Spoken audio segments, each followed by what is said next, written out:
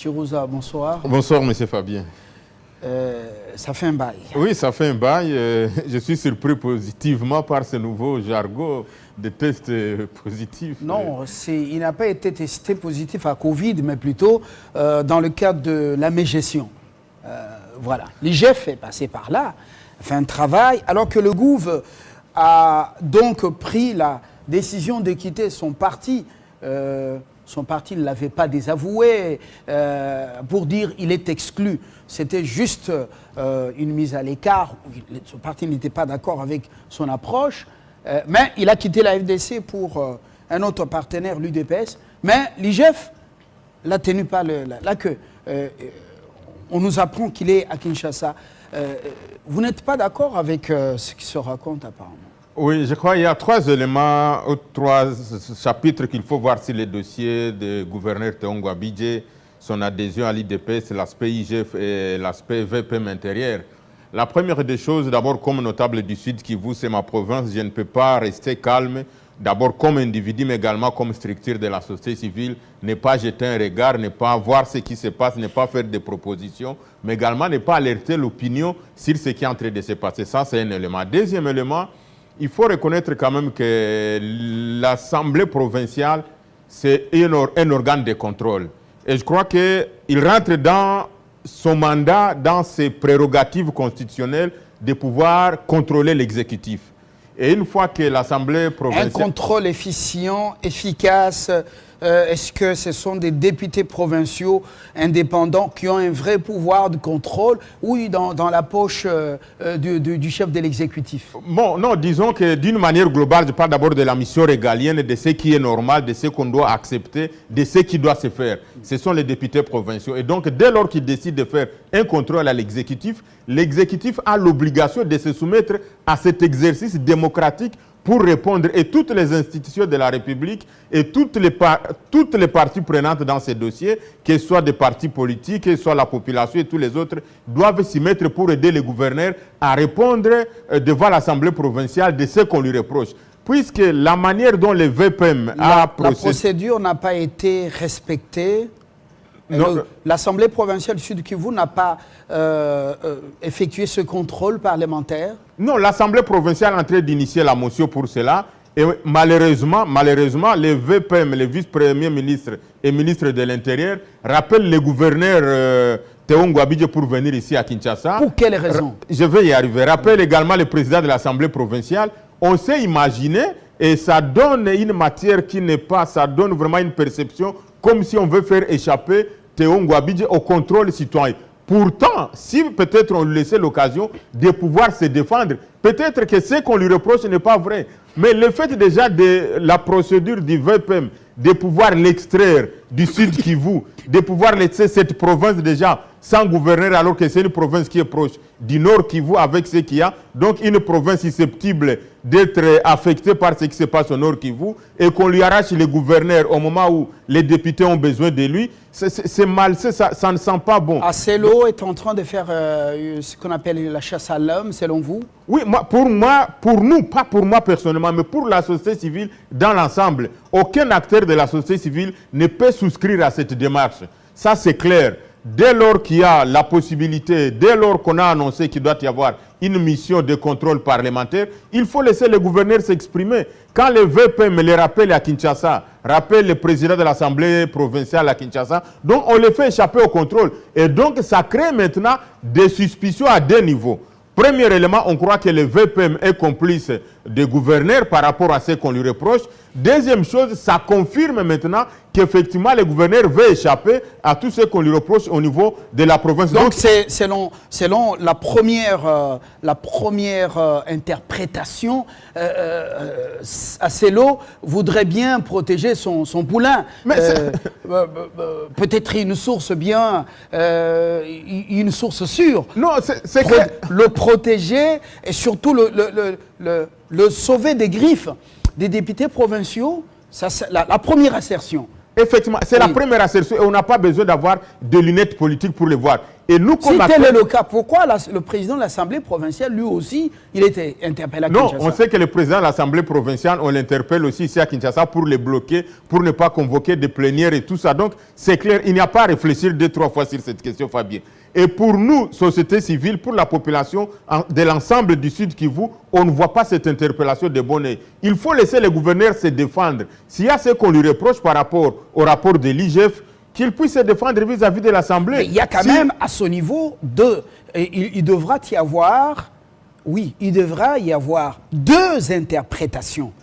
Le rapport de l'IGF, ici, il faudra que quelque chose soit fait pour pouvoir voilà, guérir Ngouabidje de son Covid financier. Et ensuite, au niveau de la province. Alors, finalement, quelle est la procédure qui va être privilégiée, voilà, ou qui semble prioritaire? Je crois les deux, mais en attendant, je vais revenir sur l'aspect VPM. Je crois les deux, comme acteurs de la société civile, une fois de plus, nous ne pouvons pas cautionner la gabégie, nous ne pouvons pas cautionner les détournements, nous ne pouvons pas cautionner ces tests positifs-là. Et donc, s'il s'avère vrai que les gouverneurs est testé positif, comme vous venez de le dire, je m'approprie ces termes-là. Donc, il va falloir en tirer toutes les conséquences possibles parce qu'il n'y a aucun acteur de la société civile qui peut soutenir cela. Mais nous sommes en train de rentrer sur le fait qu'on devrait les laisser se défendre vis-à-vis de l'Assemblée provinciale d'abord par rapport à cette gestion-là, par rapport à tout ce qu'on les reproche, parce que l'Assemblée provinciale se base sur les rapports de l'IGF pour pouvoir l'interpeller. Et donc, sur ces deux aspects, il faut agir et politiquement et par rapport à la bonne gouvernance. Revenons maintenant sur la question du VPM. Voilà. Deuxième source ou seconde assertion. Si réellement Ngouabidje est interpellé à Kinshasa avec le président de l'Assemblée provinciale pour, peut-être sur base du rapport de l'IGF, c'est que on connaît les méthodes de Ngouabidje dans le Sud Kivu afin de l'empêcher de graisser les pattes des élus provinciaux. Bon, qu'est-ce que vous en pensez? Ça reste à vérifier. Je ne peux pas confirmer cela, mais je parle... Nous réfléchissons à haute voix. Nous réfléchissons à haute voix. Je n'ai pas un avis à émettre sur cet aspect-là. Mais je rentre sur la question du VPM parce que c'est ce qui est plausible. C'est le fait saillant, c'est le fait qui nous dérange beaucoup. Nous savons que le VPM est issu de l'IDPS.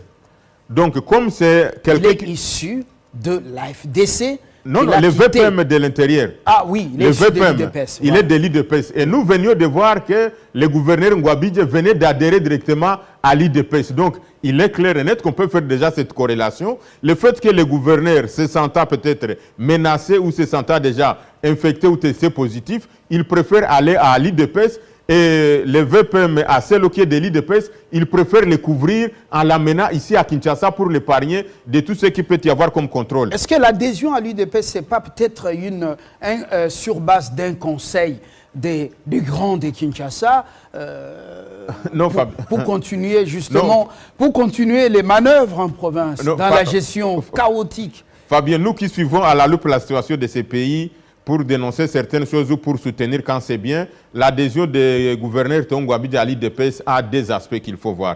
Le premier aspect, c'est cette corrélation, c'est que nous sommes en train de vivre avec le soutien des VPM de l'intérieur pour les faire venir ici, en fait de les faire échapper ou de ne pas lui permettre de se défendre. Oui. Deuxième aspect par rapport à son adhésion à l'IDPS, et que l'IDPS a accepté, ça prouve à suffisance qu'au niveau de l'Union sacrée, il n'y a pas de cohésion.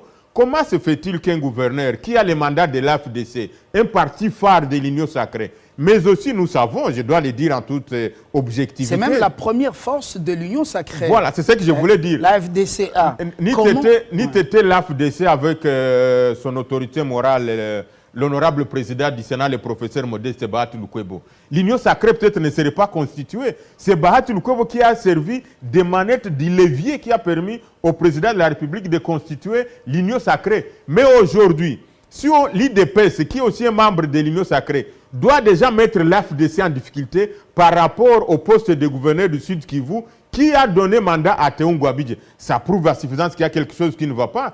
Et surtout, Fabien, je dois vous le dire, un parti présidentiel vous sentez qu'il y a un homme sur qui des soupçons pèsent, mais vous acceptez de le prendre. C'est ce que nous avons toujours dit, nous, de la société civile, que finalement l'union sacrée, où l'IDPS est devenue cette blanchisserie-là, où si quelqu'un se sent être menacé, la bonne manière d'échapper, la bonne manière de se reconvertir, c'est d'adhérer à l'IDPS. Au cas où, effectivement, Théon Ngouabidje est fautif, où il a détourné, ça veut dire que l'IDPS est en train de découvrir ceux qui détournent l'argent. Ça veut dire que l'IDPS... Est-ce que les actes de... Non, laisse-moi terminer. Les actes d'Acelo, en quoi est-ce que ces actes engagent l'UDPS? Non, mais... C'est pas Kabouya, il n'est pas secrétaire général quand même. Mais on peut être au gouvernement... Vous faites endosser la responsabilité ou les péchés de Ngouabidje ou tout ce qu'il aurait fait pour qu'il attrape le Covid financier puisse retomber sur le dos de l'UDPS. C'est pas Kabouya quand même qui a... Non, Fabien, on ne peut pas dire une chose, on ne peut pas faire la politique de l'Autriche. Nous savons très bien que le VPM est venu de l'IDPS. Et le fait qu'il est venu de l'IDPS, il a les quotas de l'IDPS, il a des ramifications à l'IDPS. Et il n'est pas impossible que Kabouya lui ait dit, comme maintenant Ngouabidje est à l'IDPS, pour dire non, voici les stratégies qu'il faut faire pour que nous puissions sauver les gouverneurs par rapport à ces greffes. C'est que je dénonce trois éléments principaux. Le premier élément, c'est le fait d'avoir fait échapper à Ngouabidje, de ne pas lui donner l'occasion pour se défendre. Et aucun acteur de la société civile peut soutenir cela. Et cette responsabilité première revient au VPM. Et donc nous demandons à son Excellence, Monsieur le Vice-Premier ministre et ministre de l'Intérieur, permettez au gouverneur Ngouabidje d'aller se défendre vis-à-vis de l'Assemblée provinciale. Deuxième élément que nous reprochons, c'est par rapport à cette stratégie de l'IDPS qui ne montre pas la cohésion, qui ne donne pas un signal fort à la population du Sud Kivu pour dire qu'elle est en train de, l'IDPS est en train de protéger quelqu'un sur qui des soupçons pèsent. Monsieur Mouchagalu Saké gagnerait l'UDPS dans le Sud Kivu, un parti de masse populaire, justement. Que gagnerait-il ce parti avec l'adhésion de Ngouabidje, un homme sans véritable assise politique, mais qui n'a eu sa chance que grâce à l'AFDC, en fait, sur base d'un choix opéré sur lui? Effectivement, je crois que l'IDPS, je ne peux pas entrer dans des fonctionnements internes des partis politiques, mais nous observons de loin. Donc l'IDPS donne une autre perception à la population du Sud Kivu et à l'ensemble de la société civile en général et à l'ensemble de la nation congolaise. Comment se fait-il que quelqu'un qui a un mandat de l'AFDC, qui n'était pas encore exclu de l'AFDC, mais qui avait déjà bénéficié ou qui avait déjà eu les désaveux de l'AFDC par rapport aux actes, par rapport à ce qu'il faisait. Donc, il était encore... Mais l'IDPS, qui est un parti présidentiel, qui est un parti qui prône la bonne gestion, qui est un parti qui doit aider non seulement à la cohésion nationale, mais répondre comment il faut dire, à cette solidarité interne pour dire à la population congolaise que voici, nous, au niveau de l'Union sacrée, nous sommes ensemble, nous sommes un bloc, nous pouvons faire face à un danger, nous pouvons faire face à toute situation qui peut venir. Mais c'est l'IDPS qui se met à émietter, à mettre en difficulté d'autres partis au sein de l'Union sacrée. Qu'est-ce qu'on peut retenir? L'approche, je dirais, pas même une approche, le jeu de Acelo dans le Sud Kivu, est-ce que ça ne risque pas de faire prendre à l'Union sacrée au navire Union sacrée de l'eau inutilement, pendant que l'eau sur plutôt pendant que les eaux du lac Tanganyika et du lac Kivu sont quelque peu agitées, surtout en eau profonde, dans les grands lacs. Pour ceux qui connaissent bien ces eaux à bord des bateaux, ils savent de quoi je parle. Non, vous avez raison, Fabien. Je pense après cette analyse, il n'y a pas d'autre élément que je peux ajouter, parce que ce que vous venez de dire, c'est ça l'évidence, c'est ça la vérité. Donc pour nous, l'IDPS, nous venons de remarquer, et on ne peut pas ne pas lier l'adhésion de Théon Ngouabidje à l'IDPS avec l'interpellation ou bien avec l'action du vice-premier ministre et ministre de l'Intérieur. Est-ce que ce n'est pas l'IGF qui aurait peut-être demandé au vice-premier ministre de l'Intérieur de pouvoir d'interpeller Ngouabidje? Parce qu'on ne comprend pas. M. Acelo n'est pas un procureur général de la République, ce n'est pas un magistrat. Comment il applique les méthodes du MPR, les méthodes anciennes, qui faisaient que le ministre de l'Intérieur, c'était le tout-puissant et qui gardait sa main sur les gouverneurs qui lui devaient tout? Non, effectivement, je crois que la réponse se trouve dans votre conclusion. Comment se fait-il que le VPM puisse agir en lieu et place des deux institutions, notamment l'Assemblée provinciale et la justice? Et l'élément du fond, n'oublions pas que le socle de tout ça, c'est le rapport de l'IGF. Alors, à ce moment-là, on devrait laisser l'IGF transmettre les rapports à la justice et que la justice s'en occupe. Ça, c'est un premier aspect. Deuxième aspect, on devrait laisser à l'Assemblée provinciale de faire son travail de contrôle. Et nous, comme acteurs de la société civile, c'est là où j'insiste, Fabien, nous ne pouvons pas cautionner, nous ne pouvons pas ne pas dénoncer cela parce que ça rentre, ça va à l'encontre de la bonne gouvernance, ça va à l'encontre de tout ce qu'il faut faire pour qu'on y arrive. Et nous regrettons. Mais si l'instruction était venue d'en haut? Bon, nous ne pouvons pas parler de stupidité. Nous ne pouvons pas... je dis, et si l'instruction était venue d'en haut?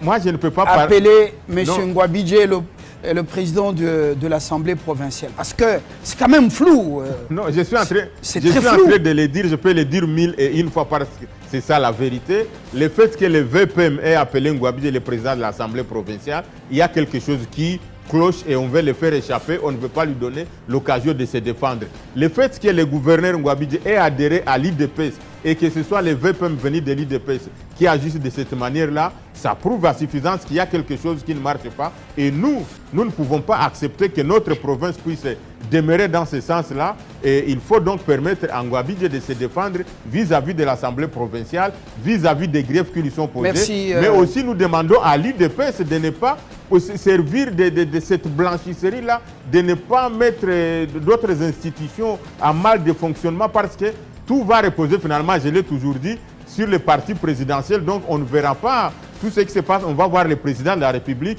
mais on voit aussi l'Union sacrée. Et je regrette de le dire. Il faudra que vous savez, le leadership de Kabouya, Mwanabouté, puisse se faire sentir comme à l'époque du maître nageur. Assez l'eau ne pesait pas beaucoup. On sentait qu'il y avait quand même quelqu'un qui avait un peu de dictature au parti. Merci. Oui, et enfin, qu'est-ce qu'on peut retenir quand même, Fabien, de voir au sein de l'Union sacrée elle-même, l'AFDC, l'IDP, c'est malsain. Quelle leçon la population va retenir? Merci. Dieudonné Mouchagaloussa Chirouza. Bon, voyons voir l'évolution de l'actualité, mais vous avez compris que il y a quelque chose qui cloche.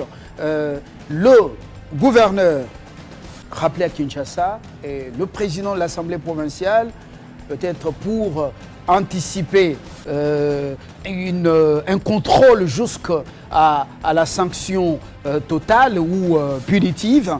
Et pourquoi? Qu'est-ce qu'il vient faire ici? Parce qu'aucune instance judiciaire ne l'a convoqué à Kinshasa. Alors vous comprenez que nous apprenons encore l'état de droit. Bonsoir, le journal, après sur Télé 5 ans. Avec le même plaisir, je vous retrouve prochainement.